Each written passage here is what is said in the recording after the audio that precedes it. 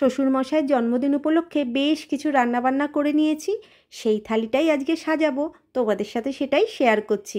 কি কি রান্না করলাম দেখে নাও সবাই। থালি সাজাতে আমার ভীষণ ভালো লাগে।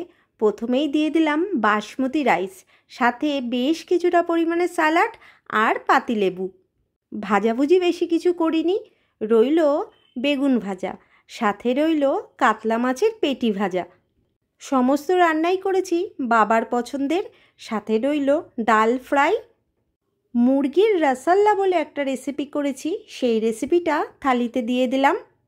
ঠাকুরবাড়ির এই রান্নাটা আমি কিন্তু আগেই পোস্ট করে দিয়েছি, তোমরা একটু রেসিপিটা দেখে নিও। সাথে বানিয়েছি মাটন কষা। সাথে থালিতে দিয়ে দিলাম বাবার পছন্দের আমের ঝোলের চাটনি। জন্মদিন পায়েস না করলে হয়, রয়েছে লাল বাতাসার পায়েস। সাথে রইল মিষ্টি দই, আর সাথে রইল 5 রকমের মিষ্টি। একা হাতে এইটুকুনি আয়োজন করতে পেরেছি। আর বাবা মানে আমার শ্বশুরমশাই ভীষণ তৃপ্তি করে খেয়েছেন।